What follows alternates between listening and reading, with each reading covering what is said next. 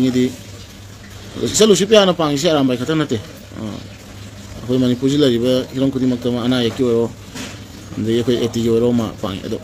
ꯃꯥꯅ ꯄꯥꯡꯉꯤꯁꯤ ꯂꯨꯁꯤꯄꯤꯌꯥ ꯅꯝꯕꯔ 1 ꯑꯩ ꯈꯤꯇꯪ clarification ꯇꯧꯒꯦꯀꯣ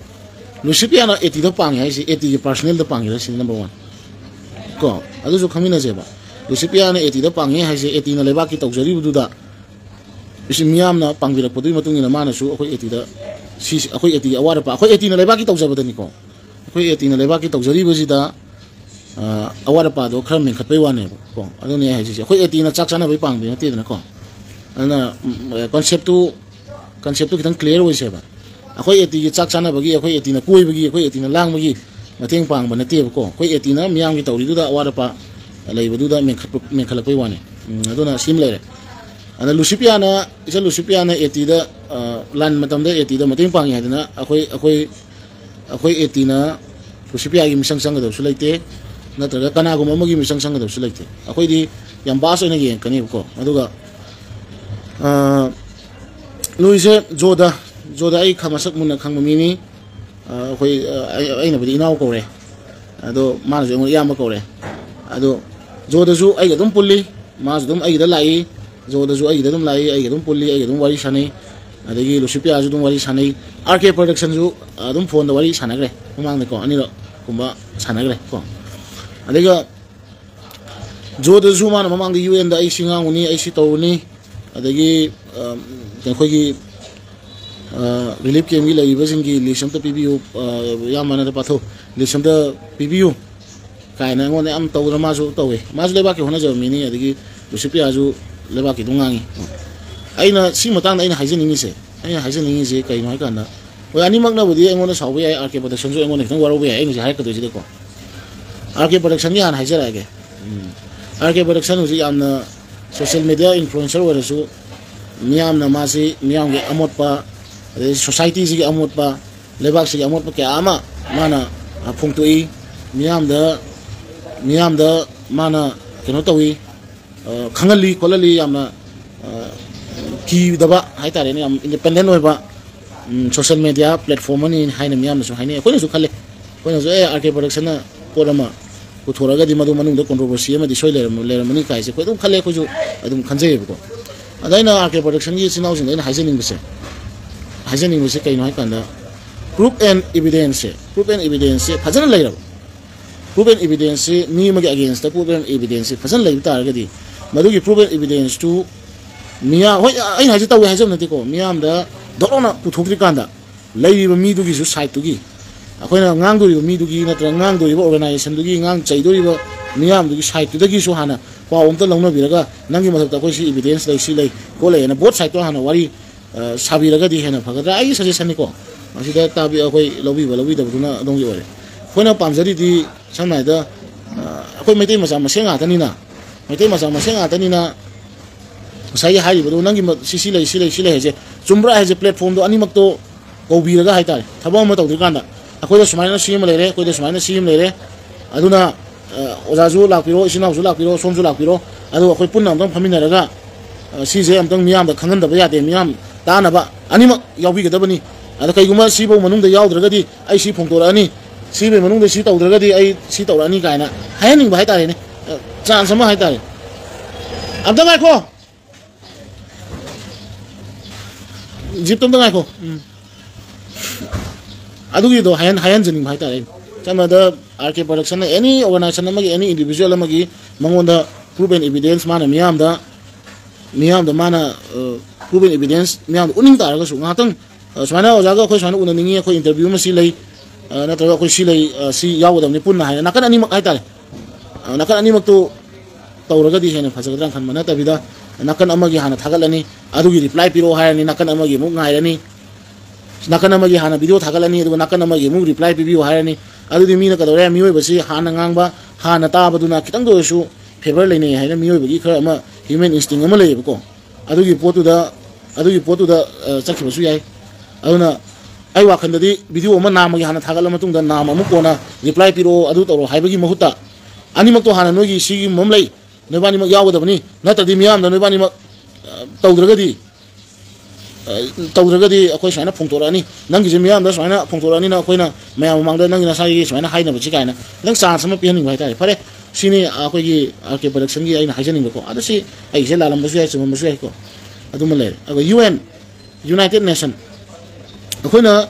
United Nations je World War II matung dagi di yam World War II matung da yam chawa organization yam trusted organization ma oirame World War II matung da ko United Nations akoi su khoi khar khangja baduni ko khoi na haje duise akhoi su khar khangja baduni khoi na haje duise ado United Nations si miyam na 1970s 1980s 1990s bo haitare United Nations miyam na miyam gi wakat phamni miyam gi tabi gani miyam gi sugum ma tabi gani ka ni United Nations je malay gi miyam na yam khanarame ado United Nations je joke ne bo United Nations is a joke ko joke ne United Nations je joke ni di kai no da uji samsan hairo ne uji malay da lan kam pham da lan le Ukraine, Russia, Middle East, Myanmar ki hero, Myanmar ki Burma ki civil war is one of the longest civil war never, internet conflict never. Myanmar ki civil war is the cause. Who's Paulo? Why Malayam the why lead of a civil war in Henry never come. I don't know civil war in Henry. I don't Myanmar lady. I don't how you may have said Mayam the United Nations say, come Kanda, Miam the more low Kitaki Hakanda, for the Bosnian war matam. Bosnian war matam the United Nations say Russia na bek to was Serbiagi mayok the United Nations na ko yi hena charge to kola kana NATO forces in UN keno thasalaga Balkan line da to gi balam da mayam na United Nations one sided oi masidi US na paisa yam thada ba US na paisa yam thada ba the Western powers in paisa yam thada ba the Western power na amna paisa thada ba puppet oina sina ba organization ni have se ni am puna ngang na ba holo bane for example ngasi ko Hawaii Island ko Hawaii Island US na forcefully occupied tori US na forcefully occupied tori ba Hawaii Island gi maharani na UN da law ba ngang ba ne UN da ko ko sumana te UN da law ba UN da law ri ba lebak sin je yam heba UN da law ri ma gi justice phangni na law ri je lebak yam wa jani khoi khar ka ta na te ba khoi khar ka ta ngasi bo UN na justice system da payment even North Korea South Korea matam da US na intervention chang mada mating pangna ba UN forces for the North Korea ga lan thina ni ko UN wari ji UN ji UN ya sa da hing ba ka di tok se ko for example ji Gaza da hoi Hamas do terrorist ni hagira Israel ga Hamas ka tongri ko marak to da civilian ma civilian ma kari human right ka ma violation tawre na male pura mana law ju UN ka intervention chang ji ne kai no hai kan da UN se western power gi puppet ni have se niya me lo en khang si dia ko na haida su tok se aduna se sama da Moluccas Island Dutch Republic ta lan haujalam ba yam pik ba island am khak Netherlands Dutch Netherlands paisa le ma yam kan law jara mi moi oi da tok ki ko UN da example akoi Manipur ji Indiana kind of forcefully occupation tawi Indiana nam fu loksali ka ha se Manipur want in notice da ma'am le ba le ma'am si gi kholau si UN da law da na ti loi law chai ka law la du kaim ta kana di ko ai ha jeni di ana UN gi wari ji di toksi UN ji di kana no kaino loi khanga poni ko aduna UN ji di wari toksi ko aduna ai na ha jeni di akoi gi joda ko ai inau joda nsi ba inau joda na UN da ma UN gi yamna kano da aso function amada ma ngam ba yai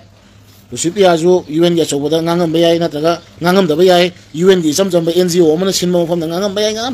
wondo bo si sinai jari ba Rusipia na UN gi pamba aso da wangang de only ma na ngang di NGO na sinba NGO gi macha ma platform macha na ngang ga miyam da na UN gi adu aso function da ngange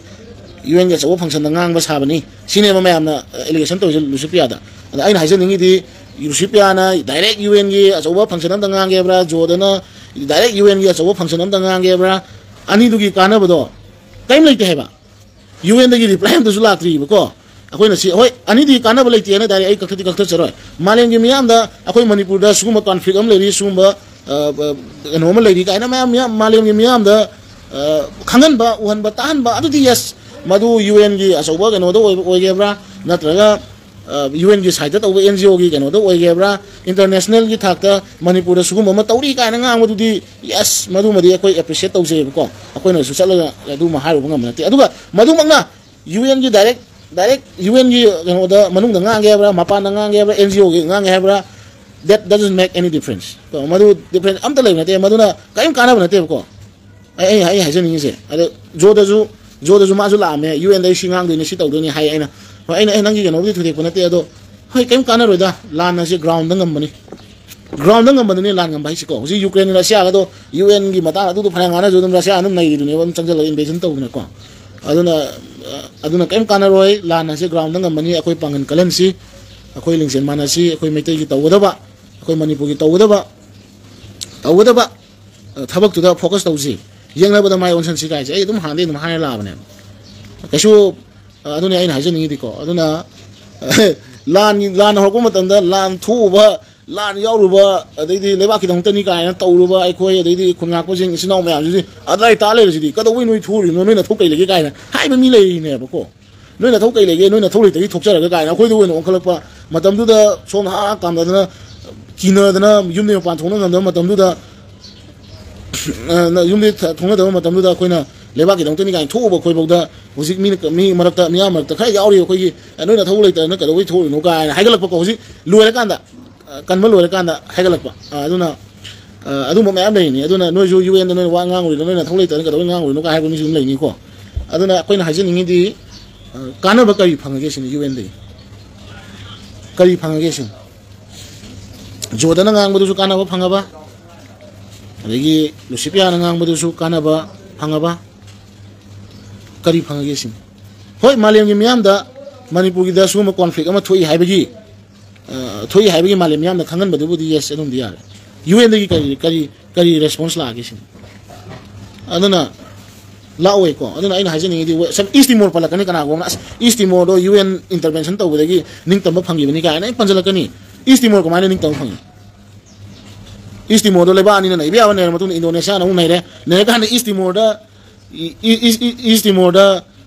Timor da thau sungba thau lok thoko horok padagi China ma di Western power ani munarak padagi East Timor do direct Australian Army peacekeeping force has UN changal laganda Australia na toroga Indonesia digi liberate tor matung da East Timor ning tam me haido ga na tro ngasi East Timor digi thau lok thoi mem du bo sinau mem ko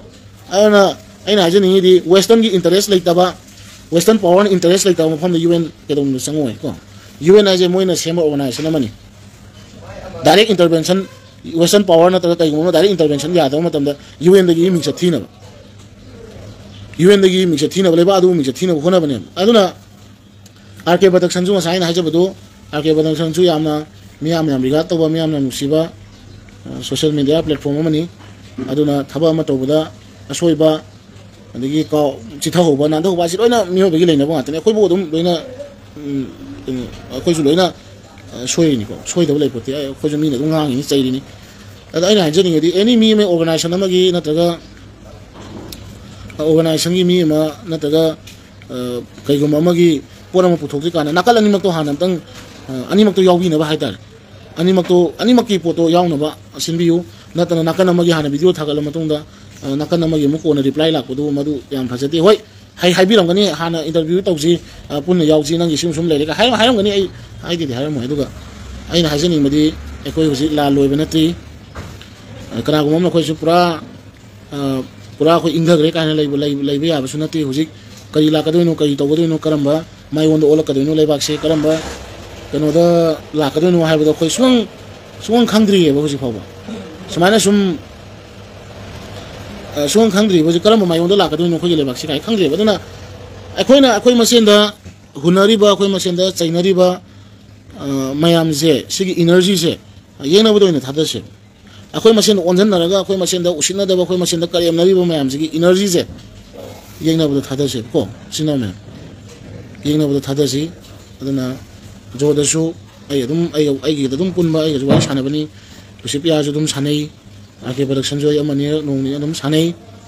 aduna masina kumhai we laga khoi gi lebak sigi leiba issue jing je na thai lai he sat padong tawe huji lebak gi leiba phibam ji kari ori karam mana khoi solution por kani kari na khoi lebak se kan gani karam lambi na khoi apun ma por lebak se kan gani kana adum do ina kok thadami na se ko aduna tabida unnecessary ko we sidi ai na jini di unnecessary ko wi Lusipia na miyam dagi मोई बाबादो ma'am कोन main हाइगेब्रा नद्रगा मियाम दे पैसा लौरगा पांग मना 30% पांगा अतई percent दुदी मोई काना नबना तौय हाइगेब्रा हाइरब्रा दुदी मियाम अदम just तौजसनु को अदम मोइना दु तौरमे मागी फत्तब अदम फंगजरनी तौरमद्रे अदम मांगजरनी तौरमद्रे मियाम अदम खंगानी को अदुना अदोम द तौगुमसी अदोम द चकुमसी अखोई दे लाइबा अखोई मसेन की एनर्जी जे अखोई मसेन हुनबगी एनर्जी से येनबदम त थादे से मायोन से सोमदम द ओन से को angam angam lan gi tholai ba mi na lan gi mating pang biro reidi social media influencer na social media gi thabak to biro sida khoi kai khana ningai legi aduna aina hajan badi sigatani aduga UN dagi asa to bodu madi to biro ngasi dagi ko UN dagi asa to woni to biro maram di kaina da UN na ngasi bodu laibam ta gi justice por khibala ke UN तो असम Africa country हाइरोन Africa continent हाइरोन UN दा वाइदगी peacekeeper मसिंग याम बुथोइ जे चाइना ने UN दा वाइदगी पीसकीपर मसिंग याम बुथोइ जे अदो हुजिक दौरे UN दा इवन बर्गिना फासो हाइरोन बर्गिना फासो मा मसामना बर्गिना फासो की इब्राहिम ताउरे हुजि मैम यंग ओइना फाउरिबा लीडर इब्राहिम ताउरे हुजि कै हाय आइगी बर्गिना फासो दा नोइना लान nga ini मियाम की कनो कन्वीनी ने नोइ UN दो थम्बिरनु मरम दि कइनो UN ले जे ओनली फ्रांस की पपेट गवर्नमेंट ना तौरिबो पोसी की माइनिंग एरिया जिंग माइनिंग एरिया जिंग खोनी लौथोफम जिंग अदे मोइना तौरिबो इंडस्ट्री nga लेबि दमक्ता लेबनी UN दी आई मफम दगी UN चपी ग्रो मान तालिसिने को अदुना UN की चैप्टर जे क्लोज तौरजी होय मयाम दा मालेंग मयाम दा खोई कॉन्फ्लिक्ट से मालेंग मयाम कॉन्फ्लिक्ट से असी कारण हमता मालेंग मयाम दा कॉन्फ्लिक्ट से खंगली हाइबगी दुदी यस यारे अदु वाने अदु UN ना कोई सी तौबिरकनी UN दगी कोई सी लाकनी अदु दिगा से तो यारे UN द वाली साब जे कोई लेबाक सिदा कोई UFO कोई अमेरिका तौजबा यूनिवर्सल फ्रेंडशिप कोई सजान हारे म्याम सा मोइना UN द तौरकी से कोई अंगांग ओइ कान दगी दम तार लाबने अंगांग ओइ कान दे दम तार लाबने कोई UN दगा सजान वाली साइ खोले काइ दम तार लाय अदो UN की चैप्टर जिम दी क्लोज तौसल जे सिनो मैम को अदो इंटरनेशनल प्रोग्राम में म्याम खंगले दी याय UN दगी कोइना कनो फंगनी गाय दम दी तो सिको सिने हाजनिंग सि अन RK प्रोडक्शन जु अदगी जोदजु लुसिपिया जु वाली जे लोसलसी म्याम न डिसाइड तौजरसनु मखा ताबदी को अदुगा अमुक्तंग आई दो जो साम द सामिनरगा वाइदो लोसनब तौसे अदुना फतो मानसले को अदो मनुंग दा हाइतारे येना दबा खना दबा सोसाइटी दि लाइते अदो अखोइ दि यामना पिकपा मिसिंग याम जदबा याम मिसिंग याम जदबा यामना पिकपा फुरुप अमा जाति मो ओइबनिना याम पिकपा जाति मो ओइबनिना कोइ मनुंग दा अखोइ मसेंगी कॉन्फ्लिक्ट से मपान द थोक जिकांदा मनुंग द कमाय लोसनजिगे काइदो हाना आइदे दोम हाना खले को अखोइ मसेंगी कॉन्फ्लिक्ट से मपान थोगा फजरोइदबो ओइतारगदि मनुंग द कमाय लोसनजिगे काइसे अदोम दसु खले को अदुने सिनि वारिबो अदुगा UN दगी UN द थाजबा थंबा काइदि आइदि टोटली 100% थाजदि सिसि गदनि वारिबो अदोबो मैम कई हाइनिबा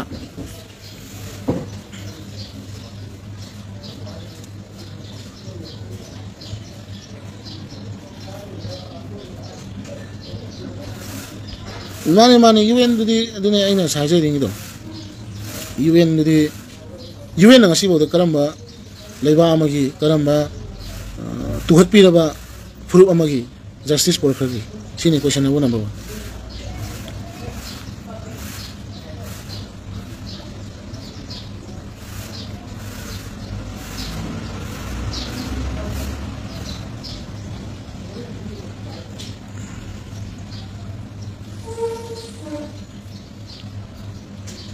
कुंसिन बगी अदुने अखोई की मणिपुर सिदा हाइतारे ने अखोई मैते की सोसाइटी जने अपुन बगी वाली साब मी से वाले सी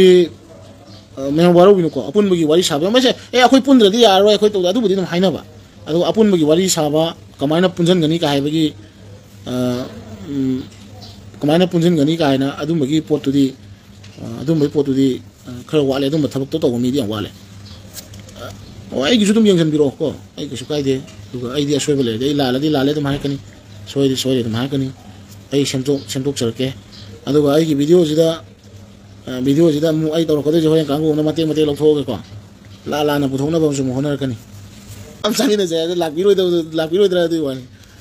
adu wani to badi ke su lai tida yes Donald Trump na UN loina pai bani habi se am su mo phom ne si Donald Trump gi wana te UN se non profit organization ne ba mongona wai gi paisa bu thoi ba lam ne du wani man chale se UN da wai paisa bu thoi lam se USA ne ba America ne ba UN da wai paisa ta dari se adun America ngang ba ta ne UN adun Russia na UN mo ke su lo di se China na UN ke su mo lo di ma ge ke no pe si lo kana de yeng bi dra mi na sugumba hot topic se ngai le ni se ale kangu mana amai mi chang san ni kangu ma chim chang moi di both side like ya ma de share ya ma ni dra moi ma thok ta ri se moi like ya ma share ya ma ni he na moi di men oi ni na dom chak ki ta ni ai di pam de khoi ma se smai ta u se ko ai do khang de do ai wa khalo ni moi ta bi da ba do na du di khang re adu na ai no sai ja ba do aro ba lo san ja ke UN da di ai tha jo sun tham de UN na ju kai reply la ko na te ake bada sana ngang ake nona jodana ngang bada UN dagi reply lakte adagi recipient ngang bada UN dagi kai reply lakte ano what is it so I don't tell us adana ngang bi ruba habi ruba maleng miam da uhan biba maleng miam da khangan biba du budi yes adu madi koi appreciate tawjai aduna tana UN adu high romani aduna koi adu tawrani maleng miam na koi support leirani adu leirani ka di toksi isa kan jaba ba se sidagi hen balaite kanam tana khoi bu kan biroi sima laso ne hajage maleng miam na koi adu gi michang lakani dala doi to isa bu kanam tana kan biroi isa kan jaba na tana aduna koi lebak se kanna hona ba matamda koi yam ning mana ba ma changi koi yengna ba masak khang ba ma changi akoi na tawda ba thabak tu kana dano kali dano mai wonsan ba ma changi apun bagi ning mana ba adagi mayam punna manara kana yengna ba thengna ba matamda ne koi ne lebak se koi gi proof se koi lebak se kan mangam du se natana amina la kan bini example India government la kan bini ga ngonda asala ke ko adagi aduna la adugi government la BJP government la kan ni Congress government la kan ni NPP la government kan ni ga di akoi da like ke ba akoi ne ba akoi kan du se akoi miyam akoi mai miyam ne ba kan du se ko aduna yang haining da ni adu ba isi hajeri se akoi hana lingjen mana ba akoi hana pangan kalan ba akoi yang punjin jaba akoi yang punchen ba nungsina ba akoi miyam yengna ba masak khang ba akoi miyam onjan ga do ma pham masak khang ba do aduna ma thok ta ri se atoba kai ma thok ta de ba ji ana lo sala ji ko yai pre sino mem UN ni wali thok sa lo yang taning dra sine hajeni